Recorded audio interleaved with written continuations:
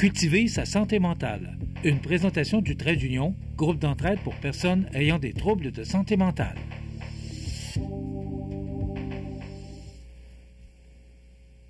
Je vous souhaite la bienvenue à cette autre chronique Cultiver sa santé mentale. Je suis en compagnie de Mélissa Boilard, directrice générale de Trait d'Union. Mélissa, bonjour. Bonjour. Mélissa, aujourd'hui, c'est samedi officiellement, le 8 mars, mais c'est notre événement aujourd'hui, Femmes en action, qui se déroule toute la journée, à partir de midi, à l'espace citoyen. Femmes en action, journée de la femme. Aujourd'hui, dans notre chronique, on va parler de la santé mentale des femmes. La question qui me vient à l'esprit, Mélissa, comment se porte la santé mentale des femmes? Bien, pas très bien, en fait. Les femmes sont surreprésentées là, au niveau des diagnostics en santé mentale. Et, ça fait plusieurs fois que j'en parle. Il y a plusieurs façons de voir le bien-être de la personne. C'est pas nécessairement un diagnostic, là, c'est plutôt c'est pas sur un continuum. On peut avoir une absence de troubles de santé mentale puis se porter moins bien et tout ça. Fait que quand on évalue ça, ce bien-être psychologique, c'est comment je me sens aujourd'hui, comment je me suis sentie le mois dernier, bien, les femmes, on va voir plus de symptômes d'anxiété, de dépression que les hommes. Elles sont surreprésentées dans ce mal-être ou ce moins bien-être-là, là, si on veut. Mais pourquoi? Qu'est-ce qui fait que, justement, la femme est surreprésentée à ce niveau-là? Bien, c'est sûr qu'il y a plusieurs choses, mais je dois dire aussi que les femmes, on va les voir davantage au niveau des services d'aide, qu'on voit un petit peu moins chez les hommes. Donc, est-ce que les hommes ont moins de symptômes de dépression, d'anxiété, ou c'est qu'ils vont le camoufler, ils vont le gérer autrement? C'est pas eux qu'on va voir dans les hôpitaux, dans nos organismes communautaires, nécessairement au niveau des psychologues, etc. T'sais, les femmes vont davantage lever la main plus rapidement et sans que ça s'aille au bout du continuum non plus, puis qu'ils sont plus capables d'avancer, là, ils vont aller chercher de l'aide bien avant. Donc, ça explique peut-être cette surreprésentation-là. Est-ce que c'est vrai que les hommes camouflent plus? Oui. Oui, puis ça, c'est très... Je suis tellement pas surpris de la réponse. Oui, puis c'est très stéréotypé, mais c'est un peu la façon qu'on est élevé aussi, puis dans notre fonctionnement, là, tu sais, dans notre pays, là. Donc, les hommes, on veut moins montrer notre faiblesse, on veut pas se montrer vulnérable, il faut être fort, on est pourvoyeur, tu sais, on n'a pas le droit de pleurer, on a encore beaucoup ça d'ancré. Je pense que dans les générations qui nous suivent, un peu moins, où on va parler un peu plus de nos émotions, puis que c'est correct d'en parler, mais on a des générations où c'est plus dur de revenir contre l'éducation un peu qu'on a eue. Fait que oui, on va avoir l'air d'avoir des hommes qui sont fonctionnels, qui vont travailler, mais il y a quand même des symptômes, il y a quand même des choses là, qu'on peut voir, puis ils peuvent avoir énormément de souffrance. Puis c'est souvent les hommes, la clientèle, où on voit le moins venir une situation où ça va vraiment pas bien, ou par exemple un suicide, là, versus les femmes où il y aura peut-être eu des appels à l'aide là, auparavant, puis de la recherche d'aide du moins. Justement, alors si on revient puis on rapporte ça aux femmes, oui. Tu dis, bon, ils sont plus susceptibles de lever la main. Oui. Donc, c'est plus facile de détecter des problèmes de santé mentale au niveau de la femme, mais est-ce qu'elle demande de l'aide? Bien, elle demande de l'aide, puis en même temps, c'est les plus stéréotypés dans notre système de santé. Donc, on va avoir des femmes qui vont se présenter à l'urgence, par exemple, avec une détresse psychologique, mais encore aujourd'hui, ou en tout cas, on en a là, eu là, des témoignages où on a eu des mauvaises expériences, où on n'a pas eu le bon diagnostic, où on a été reviré avec « ben là, c'est normal là, ta situation, puis c'est normal de pleurer, retourne chez vous ».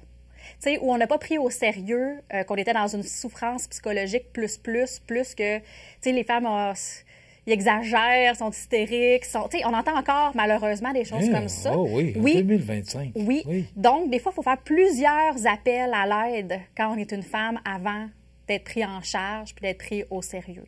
Donc, il y a vraiment là, quelque chose encore à démystifier puis à travailler ça. Mais tu parlais tout à l'heure de l'éducation des temps passés, là. Oui. Mais dis-moi que ça change.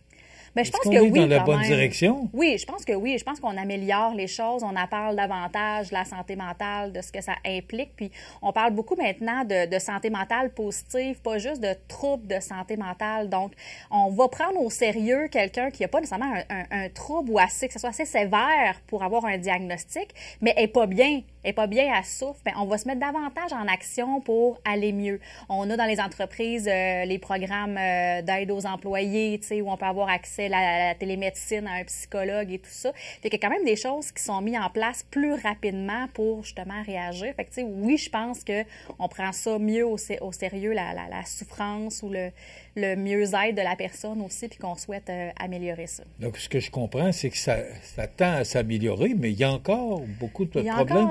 Il y a encore à faire. Qu'est-ce qui fait que la femme a plus de problèmes de santé mentale que l'homme? À quel niveau? Là, on pourrait en parler. Oui. On pourrait en parler longtemps. On a du temps. Mais c'est sûr qu'on parle beaucoup de la surcharge. On parle beaucoup de la charge mentale des femmes, hein, où on... Des responsabilités, entre autres. À là, plusieurs les enfants, niveaux. Oui. C'est ça, parce que c'est encore vrai là, dans notre région. Là, dans notre région. C'est encore vrai là, ici là, que quand l'enfant va être malade, ça va être plus maman qui va s'absenter du travail, qui va devoir reprendre ses heures le soir, qui va aller aux rendez-vous médicaux. C'est pas de même partout, là. Mais cette charge-là, elle est encore beaucoup, beaucoup présente. Les femmes peuvent vivre encore de la discrimination dans leurs emplois. Hein? Bien là, par rapport à une grossesse, tu partiras pas longtemps, je t'embaucherai pas parce que tu es jeune, tu vas avoir des enfants. Il y a plusieurs facteurs autour de la femme que les hommes vivent pas qui font que la charge et le stress peut être davantage amplifié. Puis moi, j'aurais tendance à dire que la culpabilité... Puis je l'ai lu là, ce matin, puis ça me fait rire, mais ça me fait pas rire, mais on se sent tellement coupable facilement, là, les femmes aussi, là. Donc, on dirait qu'on traîne là, tout le monde en arrière de nous, puis on veut que tout le monde aille bien. Fait que, autant ton collègue de travail qui va pas bien, on va s'en charger. On est très, très humaine, hein, très dans l'empathie aussi, mais tout ça, à un moment donné, fait qu'on peut être épuisé aussi. Mais là, tu parlais au travail, parce que je sais qu'il y a des programmes qui ont été instaurés, mais que ça change, parce que c'est vrai ce que tu dis, que la femme prend beaucoup de responsabilités, puis elle a beaucoup plus un petit rhume, bon, c'est sûr, on va aller voir maman, on va aller voir papa, là. Je sais pas pourquoi que c'est encore de même, mais ça existe encore. Est-ce qu'il y a des actions qu'on peut prendre pour... corriger. Je dis le mot corriger, là, mais c'est... Oui, bien, je pense qu'il y a quand même des belles initiatives qui se font. Tu sais, par exemple, le congé parental, juste le fait qu'il soit plus long maintenant, puis même on ajoute des semaines dans le congé parental quand papa a pris son congé là, de paternité à lui. Tu sais, qu'il y a quand même des belles initiatives pour inclure papa. Est-ce que c'est plus suffisant? tôt. Parce que souvent, c'est que l'enfant, même s'il adore son papa, c'est maman qui a été avec lui la première année de sa vie. Donc, après ça, il va réclamer aussi beaucoup maman. Fait que c'est elle qui va coucher, c'est elle qui va s'absenter pour les rendez-vous là, et tout ça. Fait que, tu sais, je pense qu'au niveau de notre éducation, on a quelque chose à faire. Puis, tu sais, de les aider, ces mères-là aussi. Tu sais, moi, je trouve que partir avec 55 % de ton salaire en congé de maternité, c'est un frein. Est-ce que c'est un frein à la maternité? Est-ce que c'est un frein économique aussi? Parce que économiquement, les femmes ne sont pas aussi riches que les hommes encore. On n'est pas encore tout à fait là. Donc, ces absences au travail-là, ces congés-là, bien, ça peut les mettre dans une situation un peu plus précaire. Puis ça, bien, ça va jouer sur le stress puis sur leur santé mentale. Donc, ce que je comprends, c'est que ça ne va pas à la vitesse grand V, là. Donc, tous ces facteurs-là peuvent créer des problèmes de santé mentale à la femme. Bien oui, ça va ajouter une charge. Et là, on doit s'adapter, on doit dealer avec ça. Puis il y en a que ça va être beaucoup trop Mais qu'est-ce qui demandé. fait que ça marche plus, là? C'est trop, là?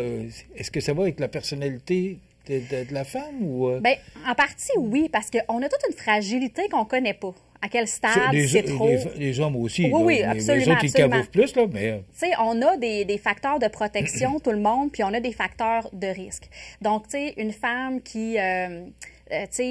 au niveau financier, là, l'économie, là, justement, mettons, ta situation financière peut être un frein, comme elle peut être un facteur de protection aussi, parce que si tu peux te payer un psychologue au privé, si tu peux, ben là, il y a des listes d'attente quand même, là, mais tu sais, tu peux avoir une nounou à la maison, tu peux déléguer des tâches, tu vas trouver des moyens pour t'en sortir.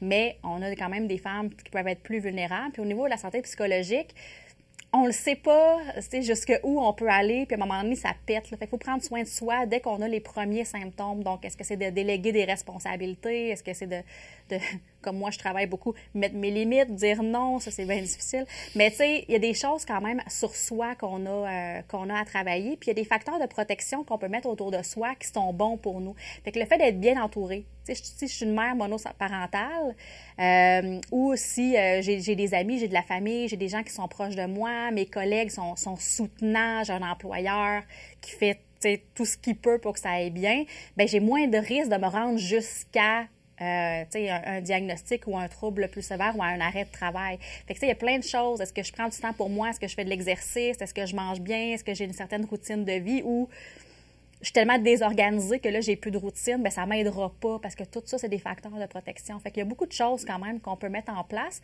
Mais comme je dis tout le temps, la première chose, c'est de connaître ses symptômes, c'est de se reconnaître, puis savoir c'est quoi mon besoin, puis c'est quoi mes symptômes, puis pour réagir le plus rapidement possible. Mais c'est ça que je voulais, parce qu'il nous reste à peu près 4 minutes, c'est la question que je voulais te poser. C'est quoi la lumière qui allume, là, qui peut faire comprendre qu'on est sur le bord là, d'une dépression ou autre? Là, ben, si on parle de stress puis d'anxiété, là, un stress, là, c'est temporaire, puis c'est un événement particulier qui arrive.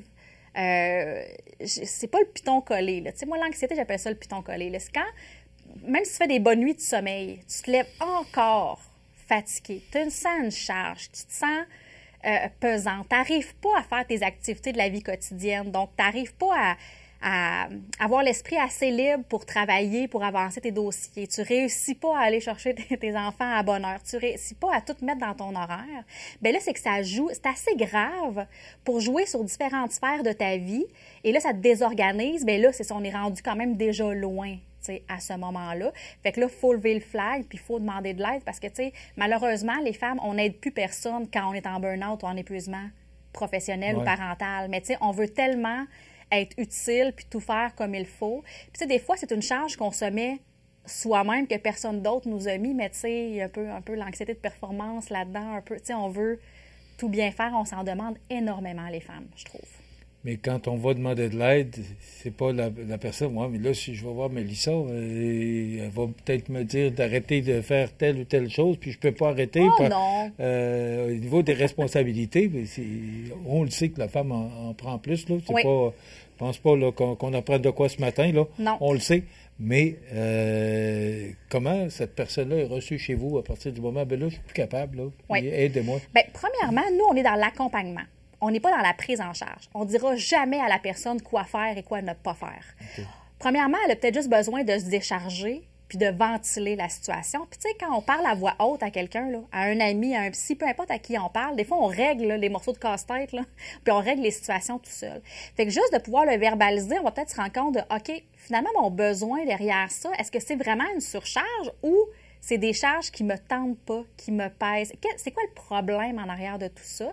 Puis là, de voir avec la personne, justement, quel facteur de protection, qu'est-ce qu'on peut lui offrir comme soutien ou qu'est-ce qu'elle peut faire pour changer des mini-choses, mais qui fait qu'au quotidien, finalement, bien, ça aille beaucoup mieux pour elle. Fait que nous, on va juste comme refléter des astuces, disons ça comme ça, qu'on connaît en santé mentale, des outils, puis la personne, bien, elle va prendre l'outil qu'elle souhaite, puis elle va aller à son rythme, puis on va être là juste pour la soutenir, puis l'écouter aussi. On va pas on ne fait pas des leçons là, sur quoi faire et pas quoi faire, parce que chacun a son propre... C'est important ce que tu mentionnes. Sa réalité puis son propre rythme. On n'est pas là pour ces sans jugement, là, tu sais, chez nous, là, c'est vraiment... on veut juste que la personne aime mieux, puis on va lui donner les outils puis les moyens de le faire. Parce qu'il y en a. Il y en a. Il y en a, c'est juste que quand ça nous arrive à soi-même, puis nous, on est, tu sais, je suis la première à le dire, quand c'est pour nous se regarder, on a plus de difficultés, même si on les connaît, les outils, là. Moi, je les connais, je travaille là-dedans. Ça peut m'arriver quand même de me sentir dépassée à un moment donné, puis j'ai besoin de quelqu'un qui fasse stop, on arrête. Qu'est-ce qu'on peut faire pour que ça aille mieux? Il y a des outils, il y a des choses. Ah oui, c'est vrai, j'y pensais plus. Fait que, tu sais, juste d'en parler, d'avoir un temps d'arrêt pour soi, ça peut être déjà beaucoup dans une démarche thérapeutique. Mais ça revient toujours à la même chose, d'en parler. Oui. Déjà là, c'est une étape importante d'en parler. Bien, il y a des gens comme vous autres là, qui êtes prêts à aider ces gens-là. C'est d'en Absolument. parler. Tu sais, chez nous, là, il n'y a pas de liste d'attente. On peut recevoir rapidement là, dans les jours qui suivent ou la journée même l'appel de quelqu'un qui a besoin. Puis si c'est une rencontre individuelle, 2, 3, 4 rencontres individuelles, c'est correct. Ils ne sont pas obligés de venir faire nos activités de groupe s'ils ne se sentent pas à l'aise. On va les prendre là où ils sont rendus dans leur processus puis en fonction de leurs besoins. Merci beaucoup. Ça fait J'espère plaisir. que le message est entendu pour vous, mesdames. Alors, parce que c'est votre journée aujourd'hui, c'est Femmes en action. Mais c'est le 8 mars officiellement, la Journée internationale du droit des femmes. Merci beaucoup, Mélissa, Merci. qui est directrice générale du Trait d'Union, 64 Saint-Jean-Baptiste, Montmagny, 248-4948. N'hésitez pas à demander de l'aide. Ça complète. Cultiver sa santé mentale. Une présentation du Trait d'Union, groupe d'entraide pour personnes ayant des troubles de santé mentale.